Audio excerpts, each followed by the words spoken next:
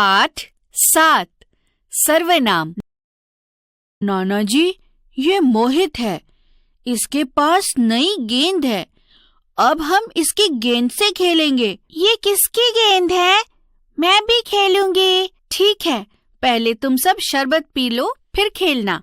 जिज्ञासा और प्रेरित की बातें सुनकर नाना जी ने शरबत पीते हुए इन्हें समझाया कि हम सभी और गेंद संज्ञा हैं। हमने बातें करते हुए एक दूसरे के नाम और गेंद के स्थान पर कुछ अन्य शब्द प्रयोग किए।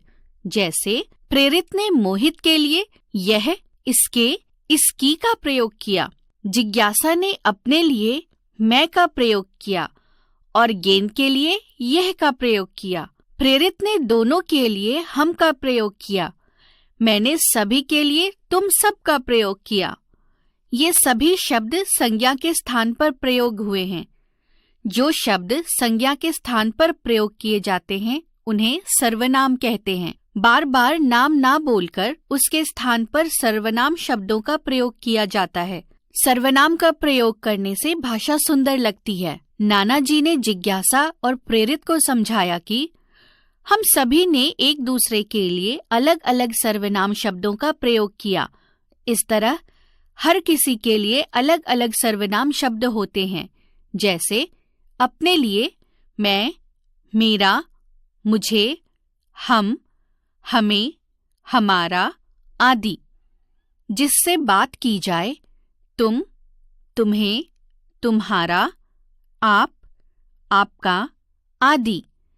जिसकी तरफ संकेत करके बात की जाए यह, ये, वह, वे, इसका, इनका आदि। आगे नाना जी ने समझाया कि जिज्ञासा ने अपने लिए मैं बोला, प्रेरित तुमने और अपने मित्र दोनों के लिए हम बोला। इस तरह सर्वनाम शब्द भी एक वचन और बहुवचन के लिए अलग अलग प्रयोग किए जाते हैं। जैसे अपने लिए एक वचन, बहुवचन मैं, हम, मेरा, हमारा, मुझे, हमें। जिससे बात की जाए दूसरे के लिए एक वचन, बहुवचन तू या तुम, तुम सभी, आप सभी, तेरा, तुम लोगों। जिसकी तरफ संकेत करके बात की जाए किसी अन्य के लिए एक वचन, बहुवचन यह, ये, वह, वे, इसे, इन्हें, उसे, उन्हें, इसका, इनका, उसका, उनका, उसने, उन्होंने। जिज्ञासा ने गेंद के लिए प्रश्न किया और पूछा, ये किसकी गेंद है? प्रश्न करने के लिए क्या, कौन, किसका, कहाँ, कोई, किसने, किसे आदि शब्द भी सर्वनाम हैं। हमने समझा जो शब्द संज्ञा के स्थान पर बोले जाते हैं उन्हें सर्वनाम कहते हैं। सर्वनाम शब्दों के प्रयोग से भाषा अच्छी और सुंदर बनती है।